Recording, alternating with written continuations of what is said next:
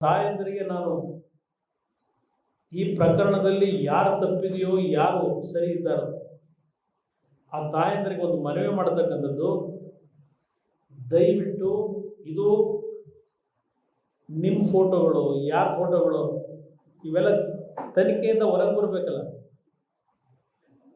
ನಾನಂತೂ ಆ ವಿಡಿಯೋ ನೋಡಿಲ್ಲ. ಆ ತಾಯಂದ್ರಿಗೆ ಇದರಲ್ಲಿ ಇರ್ತಕ್ಕಂಥದ್ರೆ ಇಲ್ಲಿ ರಾಹುಲ್ ಗಾಂಧಿ ಹೇಳ್ತಾರೆ, ಏನು ದೊಡ್ಡ ಸಭೆಯಲ್ಲಿ 400ಕ್ಕೂ ಹೆಚ್ಚಿನ ರೇಪ್ ಆಗಿದೆ ಪ್ರಕರಣ ಇದು. ಆಮೇಲೆ ಅದು ಎಂಥದ್ದು 2976 ಅಂತೆ.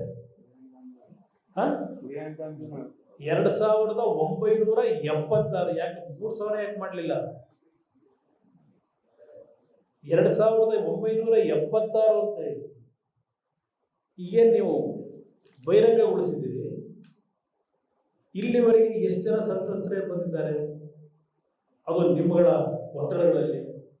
ಅದೇನು ಇವತ್ತು ಇದೆಂದು ನಮ್ಮ ಮಹಿಳಾ ಆಯೋಗದ ಅಧ್ಯಕ್ಷರು ರಾಜ್ಯದ ಏನೋ ನಮ್ಮ ಪಕ್ಷದ ಕಾರ್ಯಕರ್ತರು ಹೋಗಿ ಕಂಪ್ಲೇಂಟ್ ಕೊಡಕ್ಕೆ ಹೋಗಬೇಡಿ ಅಂತೇಳಿ ಒತ್ತಡ ಆಗ್ತಾವ್ರೆ ಅಂತೇಳಿ ಆಯಮ್ಮ ಬೇರೆ ಇವತ್ತೊಂದು ಹೇಳಿಕೆ ನೋಡಿದೆ. ಇವತ್ತು ಅವ್ರಿಗೆ ಹೇಳ್ತೀನಿ, ಮಾತಾಯಿಗೆ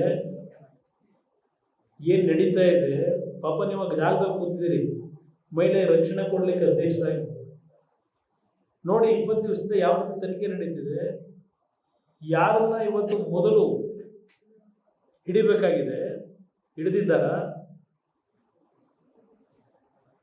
ರಾಹುಲ್ ಗಾಂಧಿ 400 ಅಂತೇಳಿ ಕ್ಲಿಯರೆನ್ಸ್ ಕೊಟ್ಬಿಟ್ರು. 400 ಜನದ್ದು ರೇಪ್ ಆಗಿದೆ ಅಂತ ಹೇಳಪ್ಪ ರಾಹುಲ್ ಗಾಂಧಿ ಅವರೇ, ನಿಮ್ಮ ಹತ್ರ ಎಷ್ಟೇ ಮಾಹಿತಿ ಕಳಿಸಪ್ಪ ಅವ್ರನ್ನ.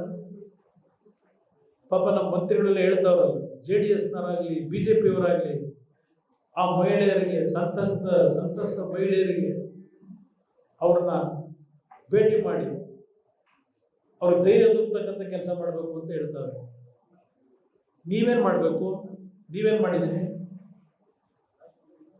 ನೀವು ಅವ್ರ ಫೋಟೋಗಳು, ಪಾಪ ಅವ್ರ ಫೋಟೋ ಅವರು ಅದ್ರಲ್ಲಿ ಇದ್ದಾರೋ ಇಲ್ವೋ, ಯಾರ ಫೋಟೋಗಳು ತೆಗೆದು ಹಾಕೊಂಡಿದ್ದೀರೋ, ಆ ಕುಟುಂಬಗಳನ್ನ ಹಾಳು ಮಾಡಿದ್ರು ನೀವು. ಯಾರ್ಯಾರ ಫೋಟೋ ಯಾವ್ಯಾವ ಹೇಗೆ ತಗಲಾಕಿದ್ರು? ಇತ್ತೀಚೆಗೆ ನೀವೇ ಕೆಲವು ಪ್ರೋಗ್ರಾಮ್ಗಳು ಮಾಡಿದ್ದೀರಿ. ನಮ್ಮ ಮಾಧ್ಯಮ ಸ್ನೇಹಿತರು, ಯಾವ್ದ ರಶ್ಮಿಕಾ ಮಂದಣ್ಣ, ನಮ್ಮ ಕನ್ನಡದ ಹೆಣ್ಮಗಳು,